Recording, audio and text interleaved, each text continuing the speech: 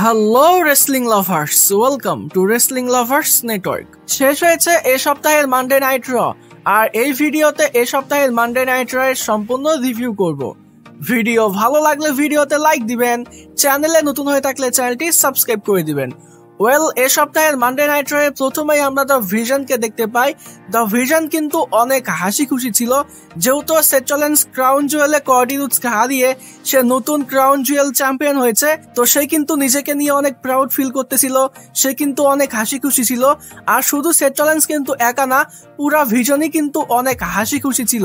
তবে এই হাসির পেছনে কিন্তু অনেক কিছু লুকানো ছিল, যেটা নিয়ে ভিডিও সামনের দিকে কথা বলবো। তো দ্য ভিশন রিং এর মধ্যে আছে। প্রথমে কথা শুরু করে সেথ রলিন্স সকলকে মানডে নাইট রতে ওয়েলকাম করে। সে গ্রেটনেস এর ব্যাপারে কথা বলে, দ্য ভিশনের এবং নিজের ব্যাপারে। এরপরে সে আসে পল হেইম্যানের ব্যাপারে। সে পল হেইম্যানকে বলে, তুমি তোমার ট্রাইবাল চিফের সঙ্গে বেইমানি করেছো, তুমি তোমার বেস্ট ফ্রেন্ড সিএম পাঙ্কের সঙ্গে বেইমানি করে আমার সঙ্গে যুক্ত হয়েছো, এটার জন্য আমি কৃতজ্ঞ। দেখো, তুমি কিন্তু ওয়াইজ ম্যান ছিলে, আর তুমি যখন আমার সঙ্গে যুক্ত হয়েছো, তুমি যখন দ্য ভিশনের সঙ্গে জয়েন করেছো, তখন কিন্তু তুমি নিজেকে আনডিসপিউটেড গড বানিয়ে নিয়েছো। আর তোমার মতো একজনকে আমার সঙ্গে পেয়ে, দ্য ভিশনে পেয়ে আমি সত্যিই অনেক কৃতজ্ঞ, আমি অনেক ভাগ্যবান। এরপরে সে পল হেইম্যানকে হাগ করে। পল হেইম্যান সেথ রলিন্সকে একটা কিস করে। এরপরে অডিয়েন্সরা সেথ রলিন্সের কাছে ডিমান্ড করে সেথ রলিন্স যেন পল হেইম্যানকে একটা কিস করে, আর সেথ রলিন্স কিন্তু পল হেইম্যানের মাথায় একটা কিসও করে। এরপরে সেথ রলিন্স বলে যে এটাতে কোনো বড় বিষয় নয়, এখানে কোনো শরমের বিষয় নয়, এটা হলো ভালোবাসা। তো সেথ রলিন্স যে পল হেইম্যানকে কিস করেছে, এটা কিন্তু শুধু ভালোবাসা। এরপরে সে আসে ব্রন বেকারের কাছে। সে ব্রন বেকারকে বলে, 6 মাস আগে আমি তোমাকে দেখেছিলাম, তোমার মধ্যে আমি পোটেনশিয়াল দেখতে পেয়েছি। এরপরে তুমি যখন দ্য ভিশনের সঙ্গে জয়েন করো, তুমি যখন আমার ভিশনে আসো, তুমি কিন্তু নিজেকে পলিশ করে নিয়েছো, আর তুমি এখন নিজেকে এমন একটা পর্যায়ে নিয়ে গেছো, এই ইন্ডাস্ট্রিতে, এই কোম্পানিতে তোমার কিন্তু আনডিসপিউটেড ফিউচার আছে। এরপরে সে আসে বিগ ব্রনসন রিডের কাছে। সে ব্রনসন রিডকে বলে যে 6 মাস আগে তুমি কিন্তু রোমান রেইন্সকে হারাতে পারোনি, রোমান রেইন্সকে তুমি কখনো হারাবে এটা কিন্তু তুমি কল্পনাও করতে পারোনি। তবে তুমি যখন আমার সঙ্গে যুক্ত হও, তুমি যখন দ্য ভিশনে জয়েন করো, তখন আমি কিন্তু রোমান রেইন্সকে হারানোর সকল তথ্য, সকল কলা কৌশল কিন্তু আমি তোমাকে শিখিয়ে দিয়েছি। আর তুমি কিন্তু রোমান রেইন্সকে হারিয়েছো ক্রাউন জুয়েলে।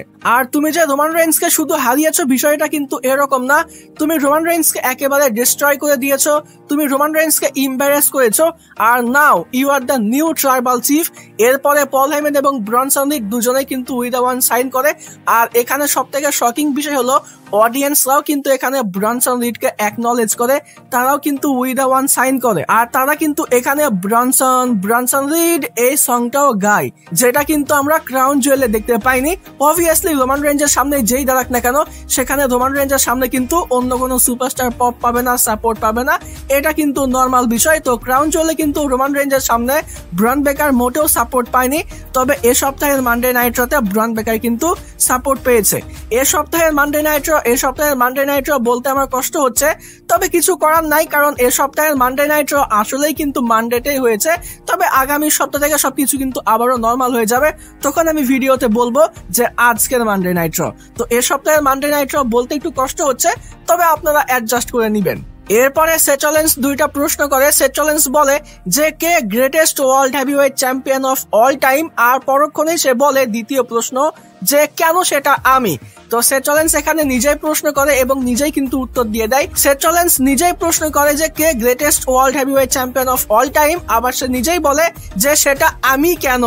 তো এটা কিন্তু বেশ ফানি ছিল। এরপরে সেথ রলিন্স রোমান রেইন্সের ব্যাপারে আসে। সে বলে, রোমান রেইন্স বলে না যে এই গেমে একটা লেভেল আছে, তো আমি এখন বলতেছি যে বর্তমান সময়ে আমার লেভেলে কেউ নাই। আর এরপরে সেথ রলিন্স কিন্তু এই বিষয়গুলোও মেনশন করে যে রোমান রেইন্স যখন শিল্ডে ছিল, তখন রোমান রেইন্স কিন্তু শিল্ডের হেল্প নিয়ে ম্যাচগুলো জিততো। এরপরে তাকে ব্লাড লাইনের সাহায্য নিয়ে ম্যাচগুলো জিততে হয়েছে। এমনকি রেসলম্যানিয়া 40-তে কডি রোডস যে রোমান রেইন্সকে হারিয়েছে, সেখানে কডিকে কিন্তু আমার সাহায্য করতে হয়েছে। তবে আমি কিন্তু ক্রাউন জুয়েলে কডি রোডসকে হারিয়েছি কারো সাহায্য ছাড়াই। আর এ বছরটা কিন্তু আমার জন্য অনেক স্পেশাল। প্রথমে রেসলম্যানিয়াতে আমি রোমান রেইন্স এবং সিএম পাঙ্ককে হারিয়েছি, এরপরে আমি ওয়ার্ল্ড হেভিওয়েট চ্যাম্পিয়ন হয়েছি, ক্রাউন জুয়েলে আমি কডি রুডসকে হারিয়ে নতুন ক্রাউন জুয়েল চ্যাম্পিয়ন হয়েছি। আর সব থেকে বড় বিষয় হলো আমি কিন্তু কারো সাহায্য নেইনি, আমাকে পল হেইম্যানের সাহায্য করতে হয়নি, ব্রন বেকার এবং ব্রনসন রিড কারো সাহায্য কিন্তু আমার নিতে হয়নি। আমি কিন্তু একাই ক্রাউন জুয়েলে কডি রুডসকে হারিয়েছি। তো এরপরে সেখানকার অডিয়েন্সরা কিন্তু সেথ রলিন্সকে বু করে। অবভিয়াসলি সেথ রলিন্স কারো সাহায্য নেয়নি, তবে সে কিন্তু ম্যাচের মধ্যে চিটিং করেছিল, এর জন্য কিন্তু অডিয়েন্সরা সেথ রলিন্সকে বু করে। তো এরকম কথা বলা শেষ করে সেথ রলিন্স কিন্তু মাইক ড্রপ করে সেখান থেকে চলে যায়। আর এখানে একটা হিন্ট কিন্তু আমরা দেখতে পেয়েছি, সেথ রলিন্স যখন বলেছিল সে পল হেইম্যান, ব্রনসন রিড এবং ব্রন বেকার কারো সাহায্য নেয়নি, তার কারো সাহায্যের প্রয়োজন নেই, তখন ব্রন বেকারের ফেসের মধ্যে কিন্তু আমরা সেই অ্যাগ্রেশনের বিষয়টা দেখতে পেয়েছি, যেটা কিন্তু সামনের দিকে এক্সিকিউট হয়েছে। এরপর আমরা আজকের মানডে নাইট রতে ইন্টারকন্টিনেন্টাল চ্যাম্পিয়নশিপের জন্য ডমিনিক মিস্টিরিও এবং পেন্টার মধ্যে একটা ম্যাচ দেখতে পেয়েছি। তো এই ম্যাচটা কিন্তু বেশ ভালো ছিল, মানে মোটামুটি এভারেজ টাইপের একটা ম্যাচ ছিল। ম্যাচটা খুব লম্বা সময় ধরে চলেনি, তবে যতক্ষণ এই ম্যাচটা চলেছে আমি কিন্তু এন্টারটেইন হয়েছি। এই ম্যাচের মধ্যে পেন্টার কিন্তু ভালো পারফরমেন্স দেখতে পেয়েছি, এই ম্যাচের মধ্যে পেন্টার কাছ থেকে পেন্টার ড্রাইভারও আমরা দেখতে পেয়েছি। তবে ম্যাচটা কিন্তু শেষ হয়নি, ম্যাচের শেষের দিকে আমরা দেখতে পাই যে রুসেভ কিন্তু এই ম্যাচের মধ্যে চলে আসে। ব্যাকি স্টেজে রুসেভ এবং পেন্টার মধ্যে কিন্তু হালকা ঝামেলা হয়েছিল। তো রুসেভ এই ম্যাচের মধ্যে কিছু একটা করতে আসার আগেই পেন্টা কিন্তু রুসেভকে মারে। আর এই সুযোগে ডমিনিক মিস্টিরিও কিন্তু রিং সাইড থেকে হাতুড়ি নিয়ে আসে, মানে হ্যামারটা যেটা দিয়ে ওই যে 1 2 3 কাউন্ট করে ওটা কিন্তু নিয়ে আসে। তো সেই হাতুড়ি দিয়ে প্রথমে পেন্টাকে মারে, এরপরে সেই হাতুড়িটা নিজের জুতার ভিতরে ঢুকায়, এরপরে সেটা দিয়ে একটা 619 লাগায়, এরপরে একটা স্প্ল্যাশ দিয়ে সে কিন্তু পেন্টাকে এই ম্যাচের মধ্যে হারায়, তার টাইটেলটা রিটেইন করে নেয়। আর আগামী মানডে নাইট রতে রুসেভ এবং ডমিনিক মিস্টিরিওর মধ্যে আমরা কিন্তু ইন্টারকন্টিনেন্টাল চ্যাম্পিয়নশিপের জন্য ম্যাচ দেখতে পাবো।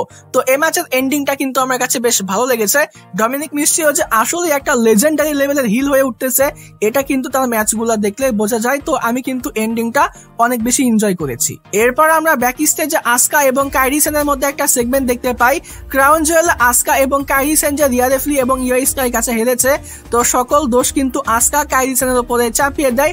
আর আসকা এই বিষয়টাও বলে যে আজকের মানডে নাইট রতে রিয়া রিপ্লির সঙ্গে তোমার একটা ম্যাচও কিন্তু আমি কনফার্ম করে নিয়েছি। তো এখানে কাইরি সেন কিন্তু তার মাথার যে আঘাতের বিষয় এটা দেখানোর চেষ্টা করে, তবে আসকা কিন্তু কাইরি সেনকে একটা থাপ্পড় লাগিয়ে দেয়, আর থাপ্পড়টা কিন্তু বেশ জোরে সোরেই ছিল, কাইরি সেনকে কিন্তু বেশ ভালো মতোই লেগেছে। তো এরপরে কাইরি সেনের আর কিছু করার থাকে না, আর এরপরেই আমরা রিয়া রিপ্লি এবং কাইরি সেনের মধ্যে আজকের মানডে নাইট রতে ম্যাচ দেখতে পাই। তো এই ম্যাচটাও কিন্তু ভালো ছিল। এই ম্যাচের মধ্যে রিয়া রিপ্লির সামনে কাইরি সেন কিন্তু বেশ ভালো মতোই পারফর্ম করেছে, যেটা কিন্তু রিয়াল, আর এটা কিন্তু প্রমাণ করে দেয় যে কাইরি সেনও কিন্তু খারাপ সুপারস্টার না।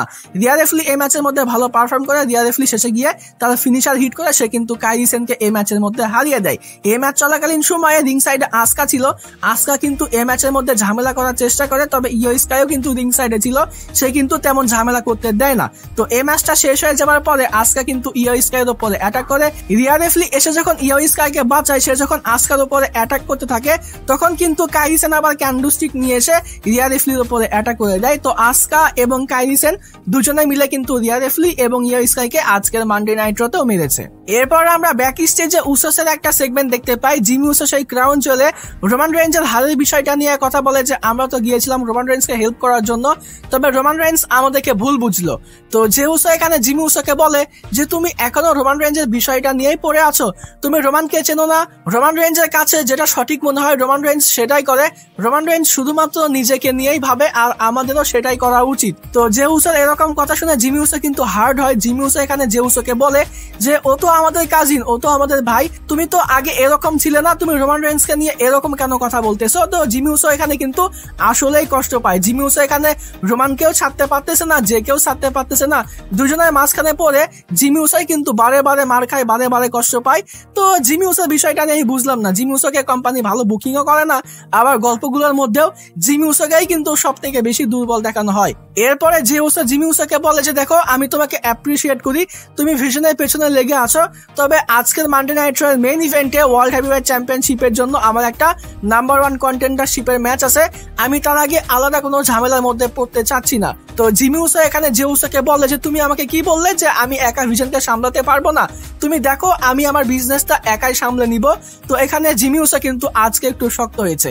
আর এরপরে আমরা আজকের মানডে নাইট শোতে জিমি উসো এবং ব্রনসন রিডের মধ্যে একটা ম্যাচ দেখতে পাই।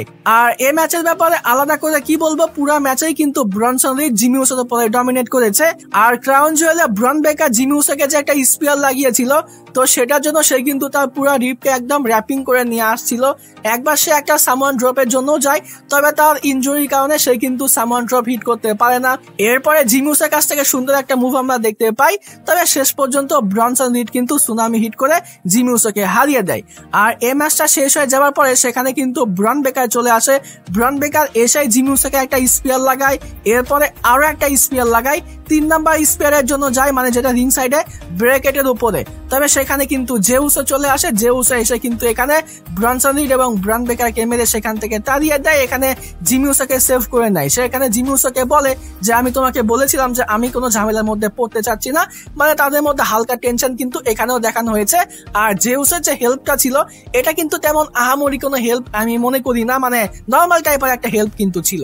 এরপর আমরা আজকের মানডে নাইট শোতে একটা ট্যাগ টিম ম্যাচ দেখতে পাই বেইলি এবং লাইরা ভালকারিয়া ভার্সেস রক্সান প্রেস এবং রাকেল রড্রিগেজের মধ্যে। এই ম্যাচটা শুরু হওয়ার আগেই কিন্তু ব্যাক স্টেজে লাইরা ভালকারিয়া বেইলিকে বলে দেয় যে দেখো আমি কিন্তু তোমাকে কোনো বিশ্বাস করি না, তুমি যেন এই ম্যাচের মধ্যে কোনো ঝামেলা করো না। তো এটা কিন্তু লাইরা ভালকারিয়া আগে ভাগেই বেইলিকে বলে নিয়ে এসেছে। তো এরপরে তাদের মধ্যে অফিসিয়ালি ম্যাচটা স্টার্ট হয়। ম্যাচ কিন্তু ভালোভাবেই চলতেছিল, দুই পক্ষই কিন্তু ডমিনেট করতেছিল, কখনো লাইরা ভালকারিয়া এবং বেইলি, কখনো রাকেল রড্রিগেজ এবং রক্সান প্রেস। আর এই ম্যাচের একটা পর্যায়ে এমন একটা সিকোয়েন্স আসে যে বেইলি কিন্তু চুপ হয়ে পড়ে। আর এরকম যদি চলতে থাকে তাহলে লাইরা ভালকারিয়া এবং বেইলি কিন্তু এই ম্যাচটা হেরে যাবে। তো এখানে লাইরা ভালকারিয়া কিন্তু বেইলিকে একটা থাপ্পড় লাগায়, এটা কিন্তু কোনো হিল টার্ন ছিল না, এটা কিন্তু শুধুমাত্র বেইলিকে রাগানোর জন্য, বেইলির মধ্যে যে ইভিলস আছে সেটাকে জাগিয়ে তোলার জন্য।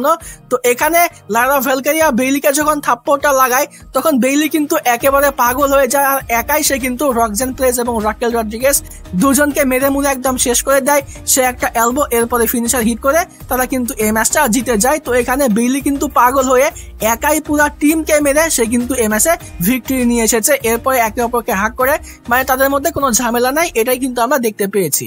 তো এই গল্পটা কিন্তু দিন দিন আরো অনেক বেশি ইন্টারেস্টিং হয়ে উঠতেছে। আমি কিন্তু এই গল্প দেখার জন্য পার্সোনালি অনেক বেশি এক্সাইটেড। এরপর আমরা ব্যাক স্টেজের ভিশনের একটা সেগমেন্ট দেখতে পাই। প্রথমে সেথ রলিন্স এবং পল হেইম্যানকে দেখানো হয়। সেথ রলিন্স কিন্তু অনেক খুশি ছিল, পল হেইম্যান অনেক খুশি ছিল। সেথ রলিন্স যেহেতু ক্রাউন জুয়েলে কডি রুডসকে হারিয়ে সে ক্রাউন জুয়েল চ্যাম্পিয়ন হয়েছে, সে কিন্তু নিজেকে নিয়ে অনেক প্রাউড ফিল করতেছে, সে কিন্তু অনেক খুশি। সে এখানে বলে যে দেখো 6 মাসে আমরা কোথা থেকে কোথায় পৌঁছে গিয়েছি, দা ভিশন 6 মাসে কি কি করেছে, মানে নিজেদের মুহূর্তের বিষয়গুলো নিয়ে কথা বলে। এরপরে সেখানে ব্রনসন রিড এবং ব্রন বেকার চলে আসে। সেথ রলিন্স তাদেরকে নিয়ে প্রাউড ফিল করে, তাদের প্রশংসা করে। জিমি উসোকে একটু আগে ব্রনসন রিড এবং ব্রন বেকার শেষ করে দিয়েছে, এই বিষয়গুলো নিয়ে কথা হয়।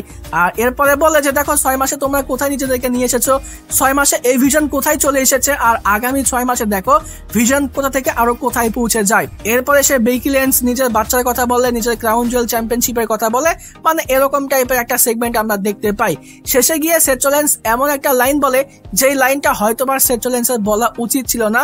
তো সেথ রলিন্স এখানে বলে যে আমি এমন একটা পর্যায়ে আছি, আমি এমন একটা লেভেলে আছি যে আমাকে কেউ নিচে নামাতে পারবে না। আর এটা বলার পরে ব্রন বেকারের রিয়াকশনটা কিন্তু আবারও সেই ইভিল লুক আমরা দেখতে পেয়েছি। ব্রন বেকারের মনে মনে কিন্তু শয়তানি এখান থেকে চলতেছে, যেটা কিন্তু তার চেহারার মধ্যে স্পষ্ট দেখা যাচ্ছিল। এরপর ব্যাক স্টেজে আরো একটা সেগমেন্ট দেখানো হয়। অ্যাডাম পেয়ার্স এবং এজে স্টাইলস কথা বলতেছিল। অ্যাডাম পেয়ার্স এজে স্টাইলস এর অনেক প্রশংসা করে ক্রাউন জুয়েলের ম্যাচকে নিয়ে। এরপরে সেখানে ডমিনিক মিস্টিরিও চলে আসে। ডমিনিক মিস্টিরিও এজে স্টাইলস কে অপমান করে। আর এজে স্টাইলস এখানে ইন্টারকন্টিনেন্টাল চ্যাম্পিয়নশিপের জন্য চ্যালেঞ্জ না করে সে কিন্তু ট্যাগ টিমের জন্য চ্যালেঞ্জ করে দেয়। মানে কই এজে স্টাইলস এত ভালো একজন সুপারস্টার এত ভালো একটা ম্যাচ ডেলিভার করলো, কই তাকে ভালো বুকিং দেওয়া হবে, কই তাকে ওয়ার্ল্ড চ্যাম্পিয়ন বা মিড কার্ড লেভেলের চ্যাম্পিয়নশিপের পেছনে নিয়ে যাওয়া হবে, তাকে আবারও সেই ট্যাগ টিম চ্যাম্পিয়নশিপের পেছনেই নিয়ে যাওয়া হচ্ছে। তাও তাদেরকে কিন্তু ট্যাগ টিম চ্যাম্পিয়নশিপ দেওয়া হবে না। তো ফালতু একটা সেগমেন্ট কিন্তু ছিল। এজে স্টাইলসকে নিয়ে কোম্পানি কিন্তু এবার সিরিয়াসলি ভালো কিছু একটা প্ল্যানিং করা উচিত। এরপর আমরা আজকের মানডে নাইট শোতে স্টেফনি ভেকারের একটা সেগমেন্ট দেখতে পাই। সে যেহেতু ক্রাউন জুয়েল চ্যাম্পিয়ন হয়েছে, তো ওটার জন্যই কিন্তু আজকের মানডে নাইট শোতে স্টেফনি ভেকারের একটা ছোট্ট সেগমেন্টে থাকা হয়েছিল। তো তো স্টেফনি ভেকার এখানে কথা বলতেছিল, সেখানে কিন্তু রাকেল রড্রিগেজ এবং রক্সান পেরেজ চলে আসে। রক্সান পেরেজ এসে কিন্তু স্টেফনি ভেকারকে ব্লেম করে যে ইও স্কাইয়ের সঙ্গে রক্সান পেরেজের ম্যাচ হতে পারতো, সে ওয়ার্ল্ড চ্যাম্পিয়ন হতে পারতো, সে এখানে ক্রাউন জুয়েল চ্যাম্পিয়ন হতে পারতো, তবে স্টেফনি ভেকারের জন্য তার কিছুই করা সম্ভব হয়নি।